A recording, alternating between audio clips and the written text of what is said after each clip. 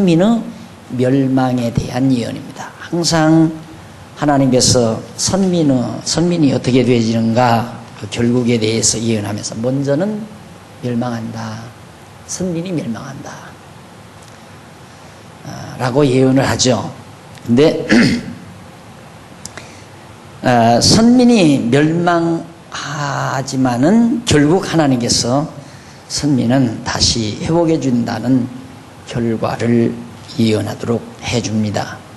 그래서 우선 1장에서 3장까지가 멸망에 관한 내용인데 1장은 소명받은 남부광조 소명을 받고, 그러니까 미가가 선지자로 하나님께 부름을 받고 남왕조나 북왕조를 죄로 인해 멸하실 것을 예언하는 내용입니다. 북왕조도 남왕조도 다 죄로 인해 멸한다. 그리고 이제 3장에서는 죄악으로 패망한 후 남은 자가 다시 고토로 돌아오게 될 것을 예언하죠. 그리고 마지막 3장은 지도자들을 질책하면서 그 죄로 인해 패망할 것을 최종적으로 3장에서 더 밝혀줍니다. 결국 백성들, 하나님의 택한 백성들이 망하는 이유는 지도자에 달려있죠. 똑같습니다. 교회가 망하는 것도 지도자에게 달려있습니다. 지도자가 부패하면 역시 교회도 부패하게 되어 있습니다. 이스라엘 택한 백성들도 지도자의 잘못이 백성들로 하여금 하나님을 멀리하게 만들기 때문에 결국 지도자들의 잘못을 질책하면서 패망할 것을 예언하는 내용으로 그렇게 엮어져 있습니다. 그러면 우선 1장 1절로 16절에 보면 91페이지에 나오죠. 소명을 받고 남북왕조를 죄로 인해 멸하실 것을 예언하는 내용을 우리가 1장에서 살펴볼 수 있습니다. 거기 1절로 7절에 보면 6492페이지 1절로 7절에 보면 미가 선지자가 소명을 받아 사마리아와 예루살렘이 우상죄로 파멸되고 재물을 빼앗길 것을 예언하는 내용으로 그렇게 엮어져 있습니다. 내용 자체가. 그러니까 미가가 하나님 앞에 부름을 받아가지고 사마리아는 북왕조 수도죠. 북이스라엘의 서울이 수도가 사마리아고 남쪽 유다는 물론 예루살렘이 수도고요. 그래서 사마리아와 예루살렘이 뭘로 망하는가? 우상죄로 망한다. 결국 하나님께서 이 원리가 그렇습니다.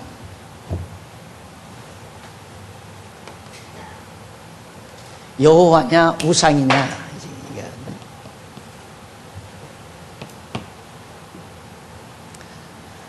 여호와 하나님을 이제 알면, 여호와 하나님을 안다고 하는 것은 경외한다는 말까지 다 포함되는 겁니다. 알면 깨달아 경외하고 섬기게 돼 있으니까, 알게 되면. 모르면 못 섬기는 거죠. 네. 여호와를 알면. 근데 우상을 알면 결국 온갖 범죄, 나머지 모든 범죄가 일어납니다. 그러나 여호와를 알면 범죄하는 것이 아니라 바로 선행이 이루어지죠. 선행이. 왜 그러느냐? 우상을 섬기게 되면 전부 우상이, 왜 우상을 섬기는가? 우상이 복을 준다고 생각하니까 섬기거든요.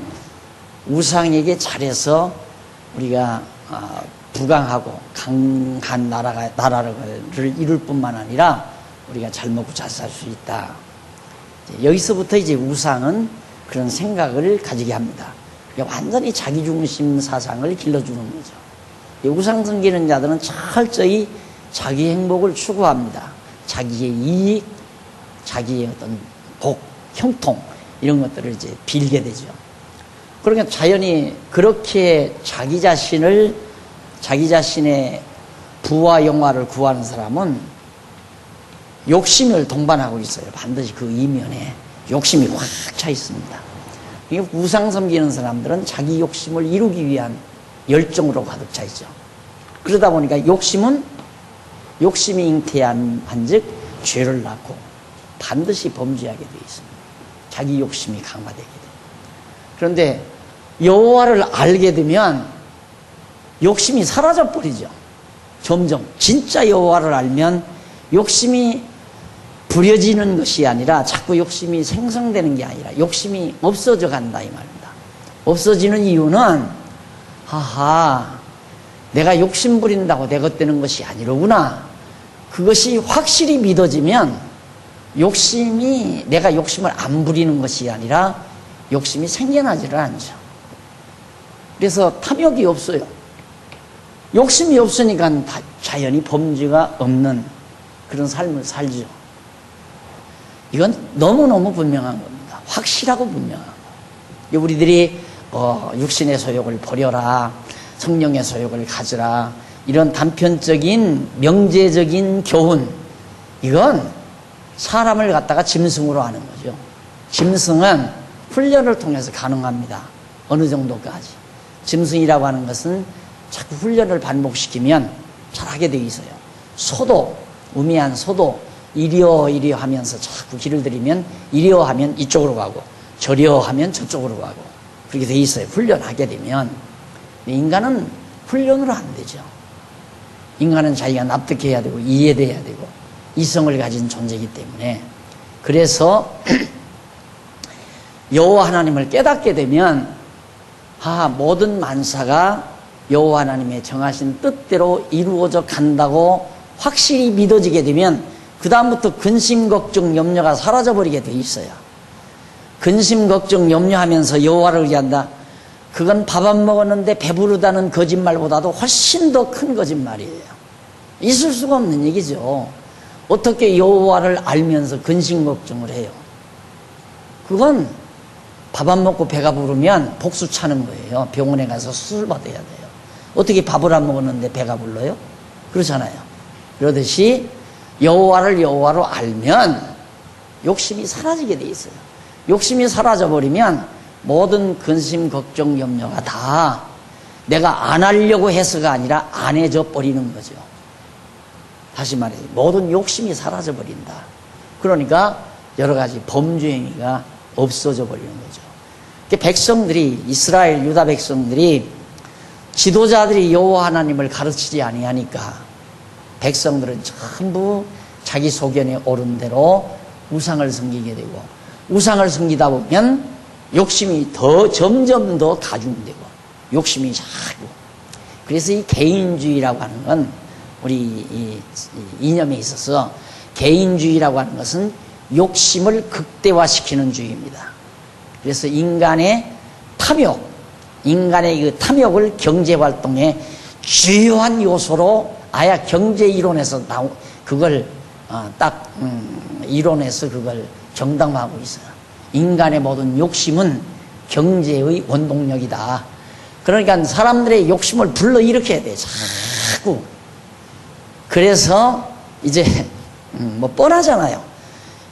냉장고가 지금 나오는 그 냉장고 기술이 지금 만들어낸 게 아닙니다. 10년 전, 20년 전에 그 기술이 다 있었어요. 있었는데 안 만들죠, 이제. 이거보다 못하게 만들어요. 못하게 만들었다가 그 다음 조금 낫게 또 만들어요. 왜? 주부들로 하여금 그거 사다 놓고 싶은 욕심을 갖게 만들기 위해서. 그 사업가들, 그렇게 사업 안 하면 경제 안 돌아가죠. 자본주의 사회는 인간의 욕심을 잘 이용을 해야 돼요. 그래야 자본주의 사회에서 이 돈이 잘 돌고 돈이 잘 돌아서 경제가 정말 차단이 안 돼가지고 경제 운영을 잘 할 수가 있는 거죠. 그래서 욕심이란 경제 발전의 원동력으로 그렇게 딱 정하잖아요. 그러니까 젊은이들이 좋은 집 사고 싶은 마음도 없고 좋은 차 타고 싶은 마음이 없으면 그 나라는 이제 경제 침체가 오는 거예요. 경제 침체. 그러니까 어떻게든 거짓말이라도 해서 사람들이 욕심을 가지고 어떻게 하도록 만들어야 돼요. 이 자본주의 사회라고 하는 건. 이 경제가 만약에 솔직해져 버리면 경제 한번 마비되면 아주 마비돼 버리고 말아요. 거짓말을 유포해서라도 돌게 만들어야 돼요. 예를 들어서 지금 경제가 어렵다 계속 하면 있는 사람들이 더 꽁꽁 묶어 놓습니다. 그럼 완전히 도시경제 형편없이 돼버리는 거죠. 그런데 자꾸 경제 바닥 쳤다, 일어난다 하는 얘기를 자꾸 하면 그때야 풀자 하고 풀어내면 거짓말을 통해서라도 경제가 이제 원활하게 돌아가고 이제 이런 거거든요. 그러니까 우리가 욕심을 이 인본주의 사회에서는 아주 중요한 요소예요. 욕심이라고 하는 게. 그래서 내가 언젠가도 얘기했지만 옛날 엄마들이 애기들 낳아서 기르면서 어디에 지나가다가 남의 과일밭에서 과일 몰래 따가지고 호주머니에 들고 오면 정직한 엄마는 그럼 못 쓴다고 그러죠. 그런데 조금 못하는 엄마는 너 욕심 많은 거 보면 이 다음 잘 살겠다. 그리고 엉덩이 두드려 주잖아요. 너 욕심 많아. 참 잘 살겠다. 바로 이런 논리거든요. 그러니까 인본주의라고 하는 욕심을 갖게 만드는 것. 이게 중요한데 우리 기독교는 반대로 욕심을 없게 만드는 것. 욕심이 사라지게 만드는 것. 그렇게 해서 이제 사회가 건전사회로 나아갈 수 있도록. 유대 백성들이 그렇게 되어야 되는데 이때는 종정일치니까 종교와 정치가 하나였댔으니까 이스라엘 유다 지도자들이 정말 정직하게 백성들로 하여금 여호와 하나님 경외하도록 그렇게 만들었어야 되는데 그렇게 지도자들이 안 가르치고 자기들도 온갖 탐욕을 가지고 백성들을 늑탈해서 잘 먹고 잘 사는 사회가 되다 보니까 여호와를 가리킬 이유가 없죠. 그러니까 백성들도 다 우상 섬기고 그렇게 망하게 되지는 거다. 바로 그런 내용이 1절로 7절에 이제 나오는데 우선 이 미가 선지자는 모레셋 사람이라고 해요. 모레셋. 그런데 유다 열왕 중 요담 남쪽 740년이죠. 그러니까 아수르가 이 북이스라엘이 망했으니까 721년 아니에요. 그러니까 740년이면 이때 그 전이죠. 예수님 오시기 이전 740년 전. 이때 모레셋 사람 미가가 요담 왕 때 그리고 그 이후에 36년 아하스 왕 요담 왕 다음에 아하스 왕 그 다음에 히스기야가 727년 히스기야 때가 바로 727년 하고 그 이후 이제 북이스라엘 망할 무렵 이 무렵이 이제 히스기야가 왕 노릇할 때입니다. 히스기야 왕 때 북이스라엘이 망하죠. 그러니까 미가는 좀 한 20년 전 북이스라엘이 망하기 전 한 20여 년 전에 하나님께 부름을 받죠. 소명을 받아서 활동을 했는데 그러니까 한 20여 년 전에 부름 받아서 히스기야 왕 698년까지 698년이면 북이스라엘이 망한 이후 한 3, 4년 후까지 북이스라엘이 망하고 한 3, 4년 후까지 그러니까 이때부터 이때까지 요담, 아하스, 히스기야 왕 요 세 왕이 남쪽 유다를 다스릴 때 이제 요담 왕이 예언을 하나님께 부름 받아서 한 20년 동안 예언 활동을 한 겁니다. 그 예언 내용이 지금 요담 미가서 내용에 기록되어 있는 거죠. 이 시기에 임한 사마리아와 예루살렘에 관한 묵시를 바로 이제 하나님께로부터 미가가 받게 된 겁니다. 그런데 미가 선지자는 백성들아 너희는 다 들을지어다 땅과 거기 있는 모든 것들아 자세히 들을지어다 주 여호와께서 너희에게 대하여 증거하시되 곧 주께서 성전에서 그리하실 것이라 너희에게 증거하시는데 성전에서 여호와께서 그 처소에서 나오시고 강림하사 땅의 높은 곳을 밟으실 것이라 고 이렇게 미가 선지자가 예언을 하기 시작하죠. 그 예언 내용이 이제 1절로 7절까지 예루살렘과 사마리아가 우상 섬기는 죄로 인해서 멸망한다는 내용으로 엮어져 있습니다. 그리고 이제 8절로 66절에 보면 이쪽 93페이지 위에서 네 번째 줄, 예루살렘의 파멸로 인해서 부근의 유다 성읍들이 많은 피해를 입게 될 것을 예언합니다. 물어볼 것 없죠. 남쪽 유다,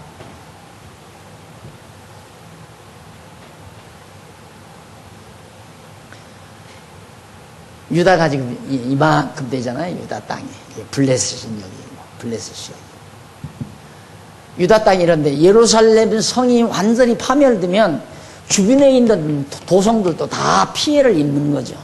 아수르가 바벨론이 와서 예루살렘만 치는 게 아니라 예루살렘 치고 다른 도성에 있는 것들도 다 늑탈해 가고, 백성들도 사로잡아 가고, 똑똑한 것들은 좀 사로잡아 가고, 못난 것들은 남겨놓고 다 죽이고, 이러면서 이제 막 잔인하게 하기 때문에 예루살렘이 망하면서 나머지 성읍들도 많은 피해를 입는다는 걸 예언합니다.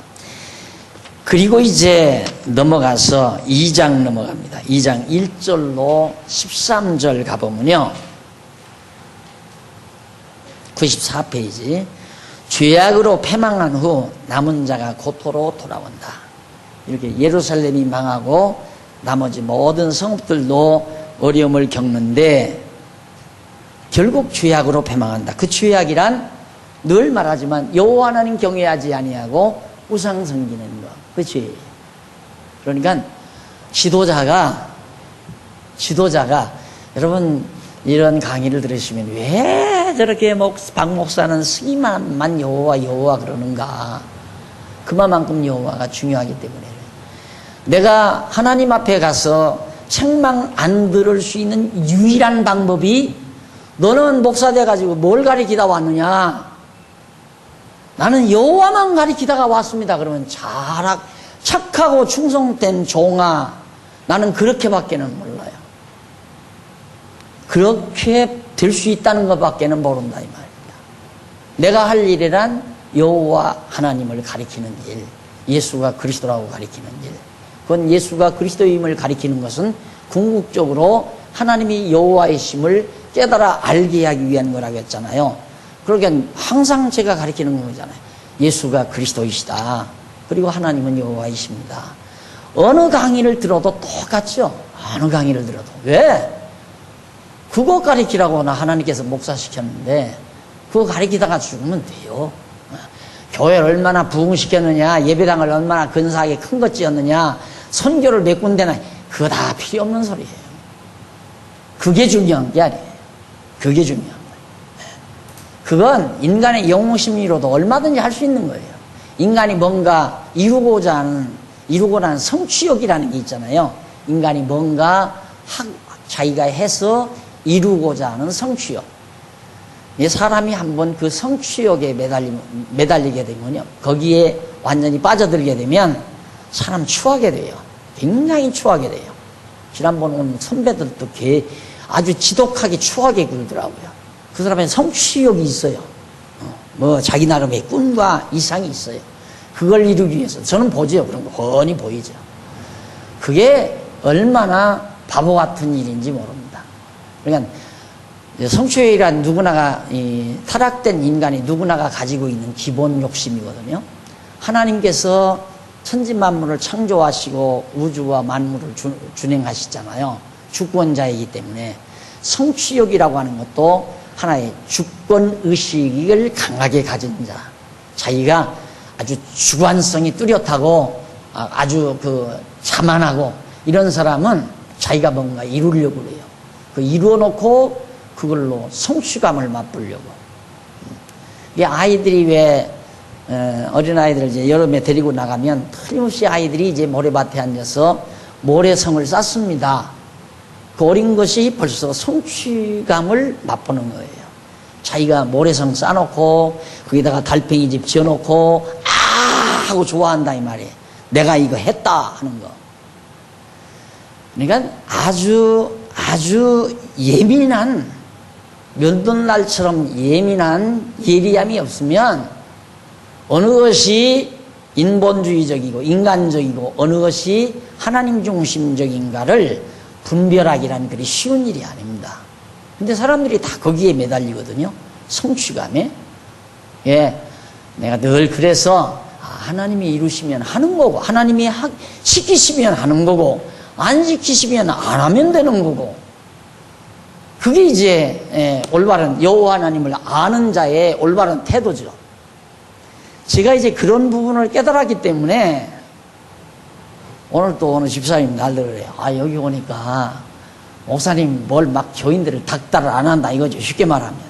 안 하는 이유가 뭡니까? 안 하는 이유는 하나님이 해야 될 일 같으면 성도들의 마음을 감동시켜서 같이 하게 할 거고, 하지 않아야 될 일 같으면 하나님께서 안 하실 거고, 그런데 내가 만약에 내 임기 내에 뭘 어떻게 어느 정도 해야 한다 딱 정해놓고 그거 하려면 닥달하죠. 이거 주의 일인데, 하나님의 일인데. 그러니까 하나님의 이름을 빙자해서 자기 성취감을 맛보는 재미로 사는 것이 목사님들의 대부분의 삶의 모습이에요. 제 눈으로 볼 때에는. 그래서 교회는 목사의 이상 실현의 처소가 아니다. 목사가 자기 자신이 가지고 있는 꿈을 이루기 위한 처소가 교회가 그런 곳이 아니다 이 말이죠. 이 교회는 그냥 여호와 하나님, 목사는 성도들에게 여호와 하나님만 바르게 가르쳐주면 된다. 그거 가르쳐주면 성도들은 배우면 배울수록 마음에 평안이 있고 기쁨이 있고 즐거움이 있고, 그러다 보니까 자연히 여호와 하나님의 뜻을 깨닫게 되면 이제 자연히 마음속에 어떻게 여호와 하나님의 기쁘신 뜻이 내 뜻이 되는 거예요. 내 기쁨. 여호와께서 기뻐하시는 것이 내가 기뻐하는 것이 되니까, 그래서 즐거우면 하고 즐겁지 않으면 하지 말라. 즐거우면 하고 즐겁지 않으면 하지 말라. 그러니까 하나님의 일은 이 여호와 하나님을 알고 영에 속한 상황 속에서 즐겁게 해야 돼요. 반드시 즐거움이. 왜? 평안한 중에 하는 일이기 때문에 즐겁죠. 욕심으로 하면 짜증이 나오고 경쟁이 생겨요. 욕심이 일어나게 되면 누구가 이만큼 했으니까 우리는 이만큼 해야 된다, 이런 욕심이 생긴단 말이에요. 욕심이 생기면 바로 이쪽으로 돌아오는 거죠. 그럼 범죄 행위가 생기는 거고, 근심 걱정이 생기는 거고, 시기 질투가 일어나는 거고. 그래서 여호와를 아는 지식이 얼마나 소중한가. 그래서 솔로몬이 전도서 마지막 부분에서 밝힌 일이지만 세상사 모든 일을 다 들었으니 이제 인간이 제일 되는 목적은 여호와 하나님 경외하는 것이 제일이더라. 우리가 이 세상 모든 만사를 다 듣고 깨달아 보니까 결국 여호와를 알고 경외하는 것이 최고더라. 예, 가장 최고로 전에도 없고 후에도 없는 지혜자 솔로몬이 깨달은 거거든요. 우리들도 맞다, 그 말이 정말 맞다라고 인정만 가도 1차적으로는 솔로몬의 제자죠. 궁극적으로는 하나님의 백성임에 틀림이 없고, 맞다, 정말 이 세상 한 30대 같으면 내가 이해를 해요. 30대 정도만 돼도 여호와 경외하는 것이 제일 최고다, 이것 안 믿는 거 저도 이해를 해요. 30, 40대만 가져도. 5, 60대 넘어져서 이게 안 믿어진다면 우매한 쪽으로 자꾸 가는 거죠. 우매한 쪽. 네, 맞아, 여호와 하나님 경외하는 것이 최고야, 이렇게 인정만 가도 정말 솔로몬의 착실한 제자라고 할 수 있습니다. 그래, 결국 이스라엘 유다 백성들이 지도자 잘못 만나가지고 여호와 경외하기를 잃어버리고 우상 섬긴 죄로 결국 망하게 된다. 자, 그 다음 이제 이쪽 죄악으로 패망한 후에 남은 자가 고토로 돌아온다는 얘기인데, 1절로 5절이 2장 1절로 5절 나오잖아요. 이쪽 95페이지에 미가 선지자가 지도층의 죄악으로 인해서 패망하여 거민이 다시 산업을 얻지 못할 것. 죄는 지도자들이 졌는데 왜 백성들이 고난을 당해야 되는가? 지도자들이 백성들로 하여금 여호와 하나님 경외하는 일을 게을리 했기 때문에 결국 우상 섬기게 되니까 백성도 함께 망하게 되고 산업도 얻지 못해서 결국 어려운 고난을 겪게 된다. 그러니까 앞으로도 그렇습니다. 여기 젊은 분들이 좀 들어있지만은 어쨌든 이 강단에서 앞으로 10년이고 20년이고 100년이고 간에 여호와 가르치는 일로 모든 강단에서의 모든 내용이 집약되지 아니하면 아니다라고 생각하면 돼요. 저건 아니다. 이렇게 가지쳐서 가게 되면, 자, 또 한 번 읽어드릴게요. 항상 내가 나무 그리죠? 여기가 여호와예요, 여호와. 이 성경이니까 성경이 증거하는 여호와 하나님이거든요. 자, 서요. 그런데 모든 지도자들이 착각하는 것 중에 하나가 뭐냐면, 지금 이쪽 가지를 가리킨단 말입니다. 예를 들어 나처럼 미가서를 여기 가리킨다. 그러면 어디로 가느냐면 이쪽 끝으로 가서 여기 가서 이제 결론을 맺으려고 그래요. 여기에 목표를 두어요.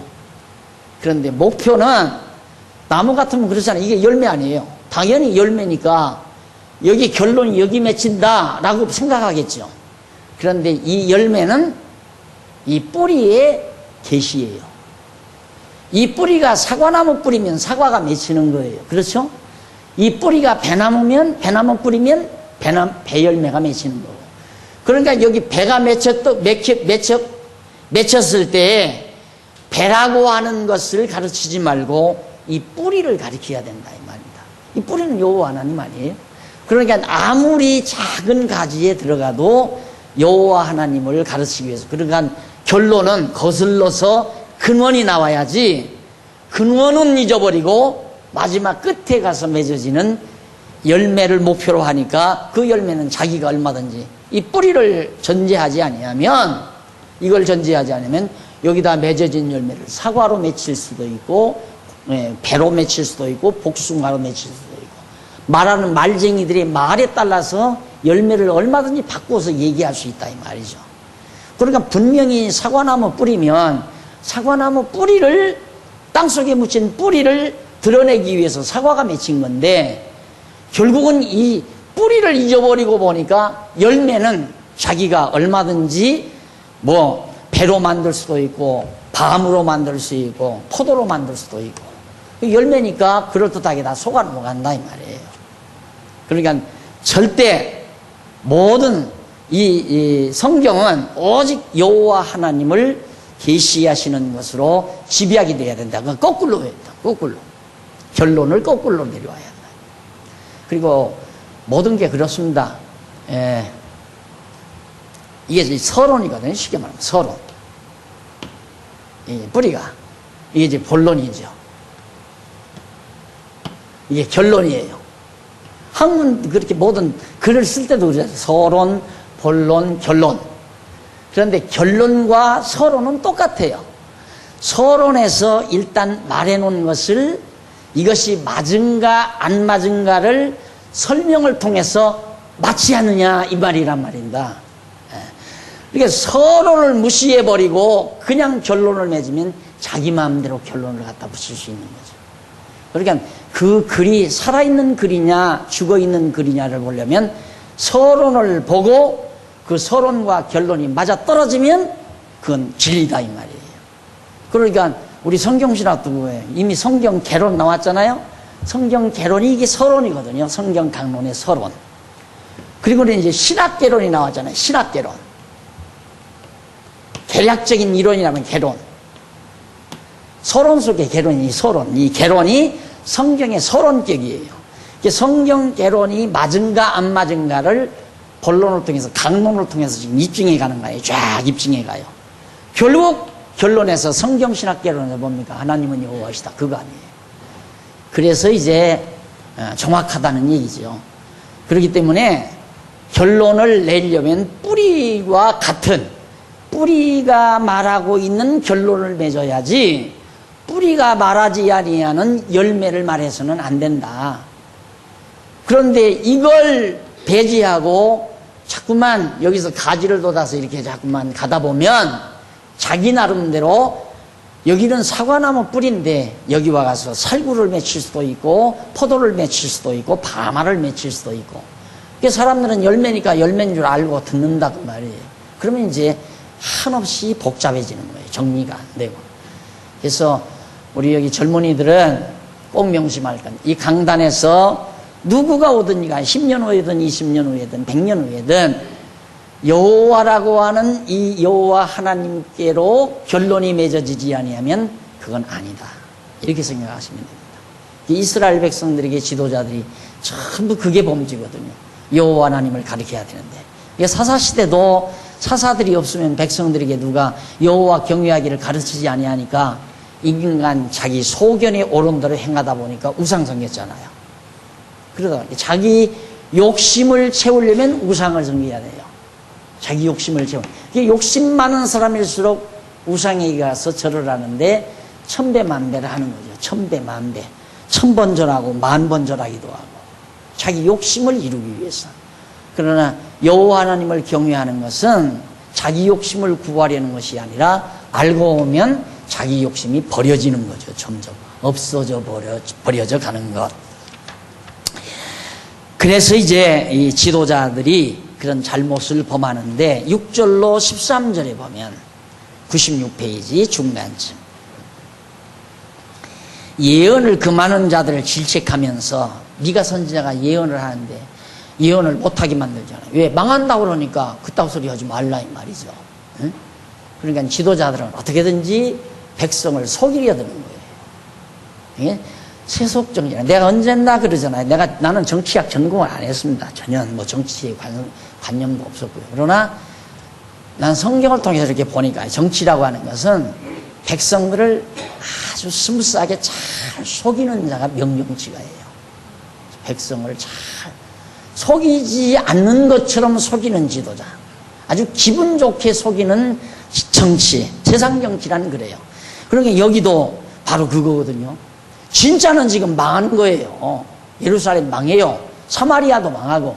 그거 지금 전하라고 하나님께서 미가 선지자에게 말했잖아요. 그런데 왜 그따구 소리 하느냐 이거예요. 왜 망한다고 하느냐. 망하지 않는다고 해라. 왜? 망한다고 하면 백성 동요한다 이 말이에요. 소동이 일어난다. 소동이 일어나면 경제도 파탄되고 나라가 어지러워지고, 그러면 통치하는 사람들 골치 아프니까 안심시켜라. 괜찮다 그래라. 그래서 마지막 때에는 평안하다. 데살로니가에 나오나요? 평안하다 할 그때가 마지막 때다. 그러니까 거짓말쟁이들이, 세상 통치자들이 괜찮다, 평안하다, 살기 좋은 때가 온다, 좋다 이렇게 백성들을 안심시키지만은 그때가 인류의 종말 때다라고 하는 것 말씀하죠.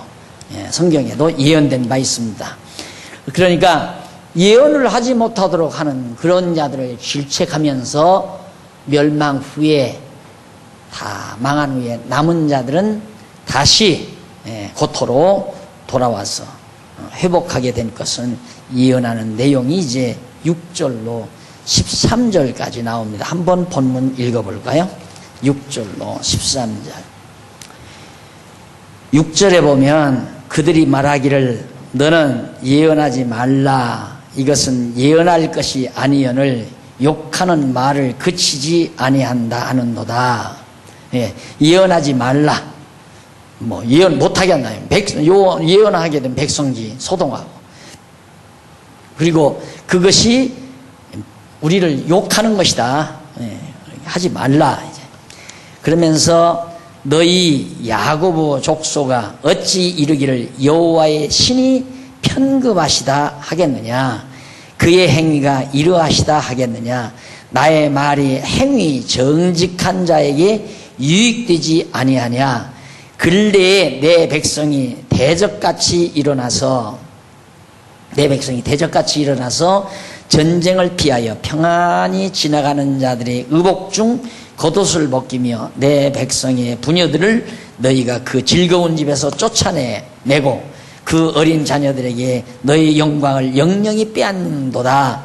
이것이 너희의 쉴 곳이 아니니 일어나 떠날지어다. 이는 그것이 이미 더러워졌음이니라. 그런즉 반드시 멸하리니 그 멸망이 크리라. 아무리 예언하지 말라고 해도 부녀고 어린아이고 다 멸망당한다. 미가는 하나님의 말씀이니까 목숨 내걸고 얘기하는 거죠. 목숨 내걸고. 이건 뭐 어느 세대나 마찬가지입니다. 바른 말은 싫어하는 것이니까 이 세상 사람들은 바른 말을 싫어해요. 옳은 말을 싫어하고 거짓말을 좋아하고. 바울도 한 얘기죠. 마지막 때에는 사람들이 자기 귀를 즐겁게 할 스승을 많이 든다. 여러분 기도하면 하나님께서 복 줘서 잘 먹고 잘 삽니다. 얼마나 기분이 좋습니까? 새벽 기도 열심히 하십시오. 하나님께 정성스럽게 기도하면 하나님이 복 줍니다. 그게 무속이거든요. 그런 말 누구나가 듣기 싫은 사람이 없습니다. 그러니까 막 구름대처럼 보여서 새벽 기도를 하는 거죠. 좋으니까 나 잘 되고 자녀들 잘 된다는데. 그러니까 대학 입시 고시 칠무렵에는 막 교회당이 매 터지게 되고 새벽 기도도 많이 나오게 되고 교회만 그러는 게 아니라 불당에도 찾아오는 공들이는 불공들이러 오는 사람 손님들이 많아지고 그러잖아요. 똑같아요. 예, 우상성기는 우상종교나 기독교나 할 것 없이 똑같아. 그거 아니라 하면 죽이려고 달게들이에요. 그거 아니다 하면 막 죽이려고. 16절로 13절 그 많은 자들을 질책하며 멸망 후에 남은 자 곧으로 돌아온다. 아까 말씀드렸죠. 넘어가서 3장 말씀드립니다.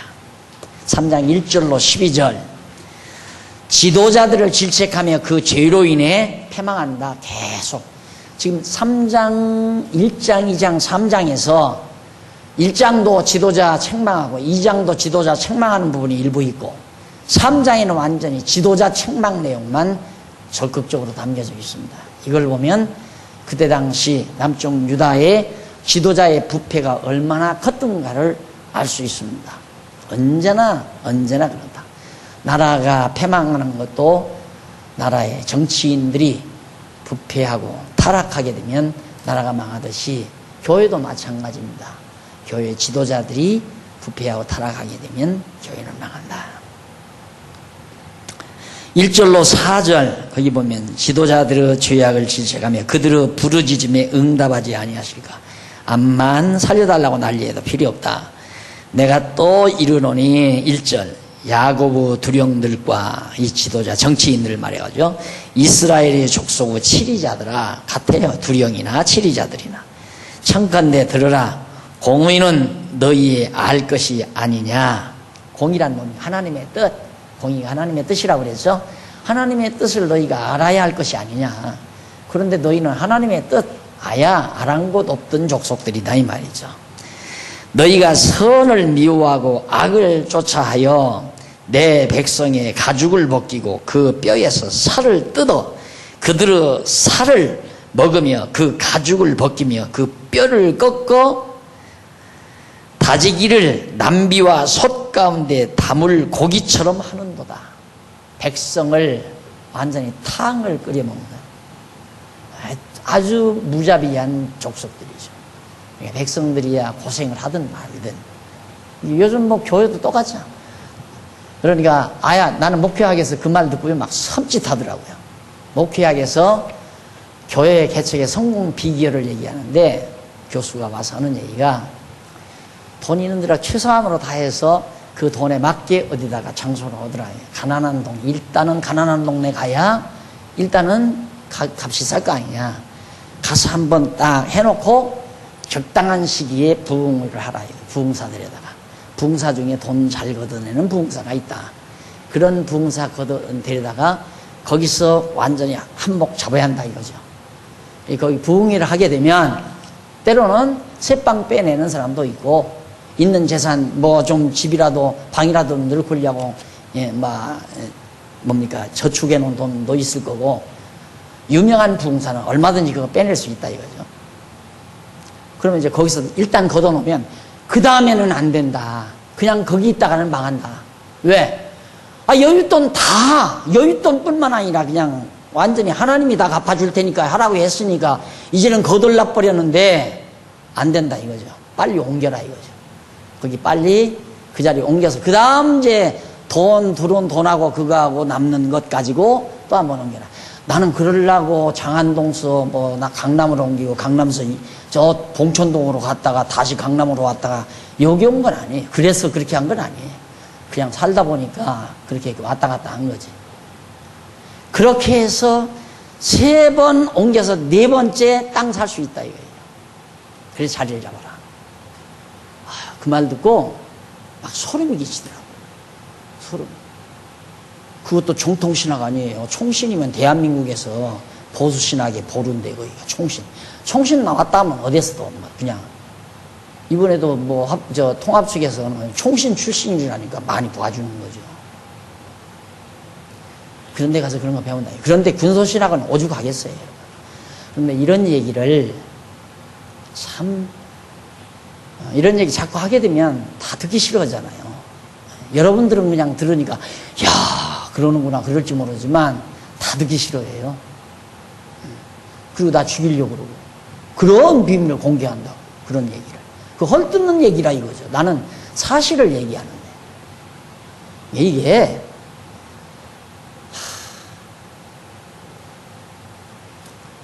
이제 이쪽으로 생각하면 돼. 열받죠. 열받으니까 이제 그쪽으로 생각을 안 하고 난 자꾸 그냥 올바로 가르치면 되지. 올바로 가르치면 되지. 이거지. 올바로 가르치면. 사정 없어요. 교인들이야.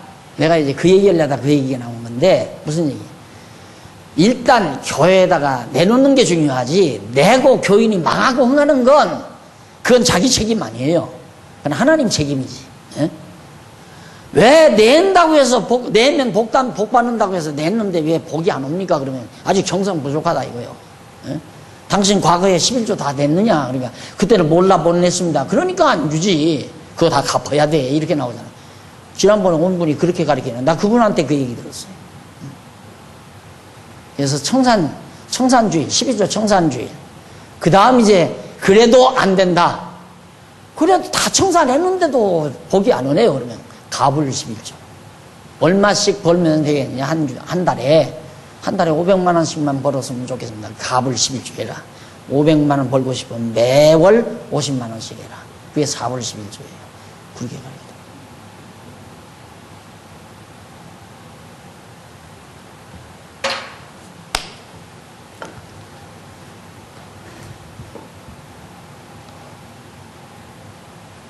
그쪽으로 가지 말아야 하는데 어디 가가지고 무슨 얘기하다 그랬어요?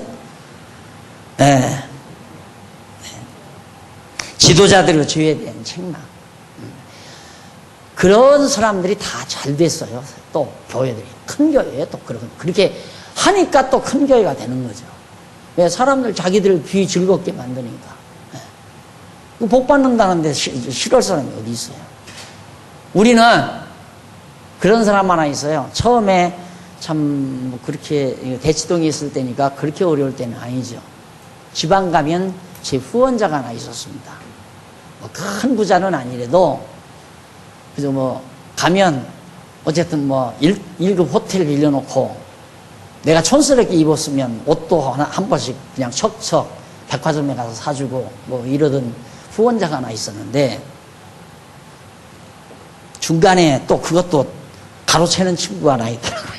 내 이름 빙자해서 자꾸 가서 귀찮게 하니까 그 사모가 눈치채고 그냥 빼돌렸어요. 다른 교회로 나가버렸어요. 나중에 알고 보니까 이제 뭐라고 얘기하냐면 거기 가니까 망해도 복이라고 그러더라. 자기는 망하기는 싫다 이거죠.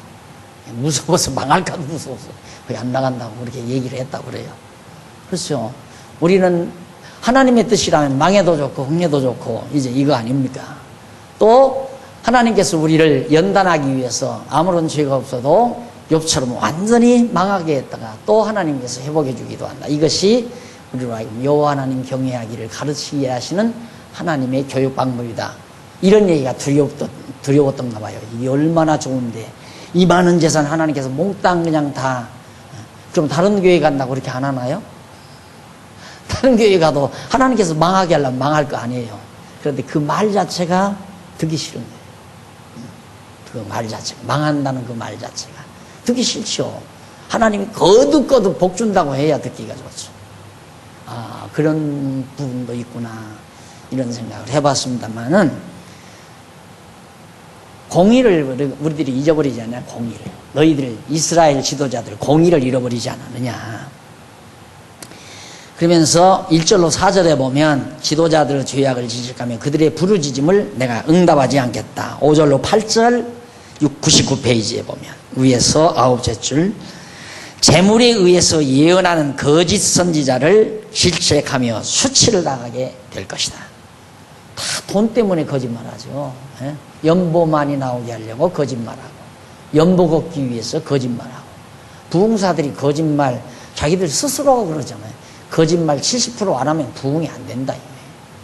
내가 언젠가 얘기했죠. 실제로 있었던 얘기인데, 부흥사가 그 뭐로 자기네 교회 집사를 데리고 다녀요. 이 부흥이라 시작돼서 크게 소위 그들 말대로 은혜를 끼치고 돌아오는데, 집사가 차 옆에 타고 이제 오면서, 목사님 그 어저께 저녁에 그때 하신 얘기가 그렇게 된 게 아니잖아요. 그러니까 아이, 무슨 소리야. 부흥회는 다 그렇게 하는 거야. 부흥회 거짓말 안 하면 부흥회가 되나? 그랬다고 그게 한 일화가 되는데, 그러니까 그렇게 거짓말을 해서라도 어느 장로가 뭐 3년 11조 했는데 막 3년 지나고 나니까 마구 돈이 쏟아져서 뭐 큰 거부가 돼서 뭐 어디 지방에 땅이 몇 평이고 뭐 아파트가 몇 채고 뭐 어쩌고저쩌고, 아들은 뭐 서울대 나와가지고 판검사가 되고 이런 얘기를 막 짓거려야 된다 이 말이에요. 그 없는 일인데, 그런데 철없는 성도들은 그 말이 진짜인 줄 알고 혹반하잖아요. 그러니까 아이고, 내가 지금까지 일 잘 안 되는 것이 지난 몇 년 동안 11조 안 해서 그런가 보다. 청산 11조 해 하면 그냥 몇 년 동안 안 내가 빚이라도 얻다가 한 뭉탱이 가져온다 이 말이에요. 그것이 전부 다 돈 때문에 그런 거짓말하는 한국교회 모습이랑 별 차이 없어요. 내가 볼 때는 유대인들, 유대 지도자들도 다 그런 모습이었고. 자, 그러면서 이제 막 책망하는 내용이 5절로 8절, 그 밑에 9절로 12절에 보면 밑에 세 번째 줄 나오죠. 잘못된 지도자들을 질책하면서 죄악이 가득한 예루살렘이 패망할 것을 예언하는 내용입니다. 너무너무 잘못됐죠, 지도자들이. 그들을 질책하며, 그러니까 지도자가 잘못하면 죄가 관영할 수밖에 없죠. 이렇게 나옵니다. 하나님 여호와 경외하기를 가르치지 아니하면 온갖 욕심이 난무하게 되고. 저는 그래요. 남들은 와서 아, 목사님 카리스마가 대단합니다 이러는 게, 나는 그 말이 제일 듣기 싫죠. 내가 무슨 카리스마예요. 카리스마는, 그 카리스마라는 게 소위 부흥사들이 가지고 있는 걸 말하는 거거든요. 저는 확신합니다. 제가 뭐 여지껏 지금 30년 넘게 가르쳐요. 여호와 하나님 한 분뿐인데 그걸 여러분들에게 계속해서 가르치다 보니까 여러분들도 모르게 마음에 욕심이 지금 많이 사라진 거예요. 욕심이 사라지다 보니까, 이 욕심이 사라지다 보니까 경쟁의식이 없어져요. 성도 간의 경쟁의식이, 쉽게 말하면. 그리고 자리 다툼도 별로 안 하고, 전혀 없는 건 아니지만 아직도 뭐 누가 장로 되느냐, 누가 집사 되느냐, 그런데 관심 있는 분이 있을 수 있겠죠. 왜? 인간들이니까. 그러나 여호와 하나님을 모르는 교회보다는 훨씬 낫다 이거예요. 그러니까 우리 교회에 파당이 없잖아요. 크게 성도들이 모여 앉아서 수근거리면서 누구 욕을 하거나 남을 비난하거나 그런 거 없어지잖아요. 일반 교회 같으면 어그저기도 누가 그럽니다. 막 전도사들, 여전도사를 많이 두는 이유가 그게 다 정보원이래요. 여전도사가 정보원. 절대 구역예배 자기들끼리 못 모이게 한답니다.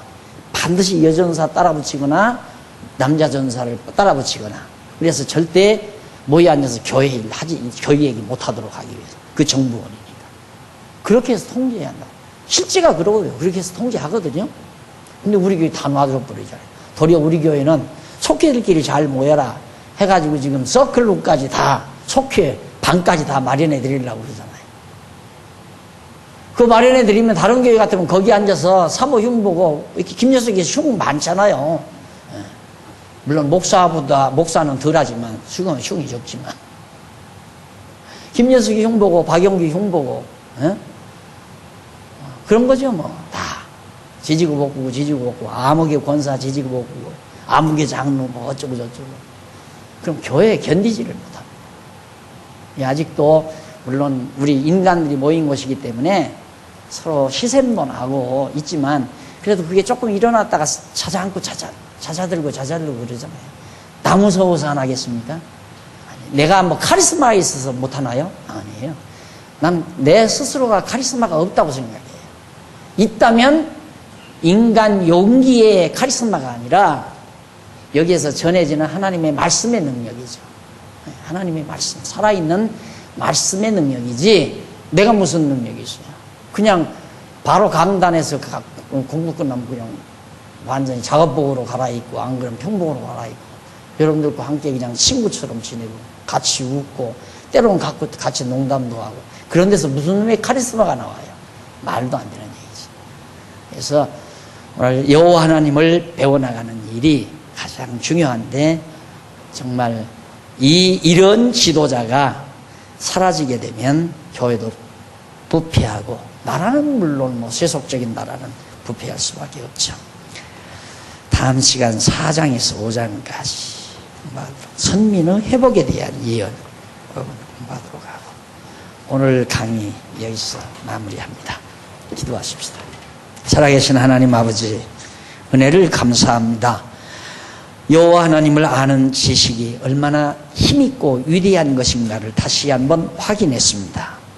이스라엘 백성들에게는 지도자들이 여호와 하나님을 아는 공의를 잊어버리게 되고 하나님의 뜻보다는 인간의 사욕을 쫓아 행하도록 했던 어리석음 때문에 하나님의 진노를 사는 모습을 저희들이 배웠습니다. 하나님 아버지여 우리를 긍휼히 보시고 여호와 경외하는 믿음 더욱 깊이 허락해 주셔서 정말 여호와 하나님을 알고 마음에 참 평안을 누릴 수 있는 저희들 되게 해 주시옵소서. 돌아가는 밤길도 지켜주시고 주 안에서 만날 때까지 평강의 영이 함께 하시옵소서. 예수님 이름으로 기도드립니다. 아멘. 하늘에 계신 우리 아버지 이름이 거룩히 여김을 받으시오며 나라의 마옵시며 뜻이 하늘에서 이룬 것 같이 땅에서도 이루어지이다. 오늘날 우리에게 일용할 양식을 주옵시고 우리가 우리에게 죄 지은 자를 사하여 준 것 같이 우리 죄를 사하여 주옵시고 우리로 시험에 들게 하지 마옵시며 다만 악에서 구하옵소서. 대개 나라와 권세와 영광이 아버지께 영원히 있사옵나이다. 아멘.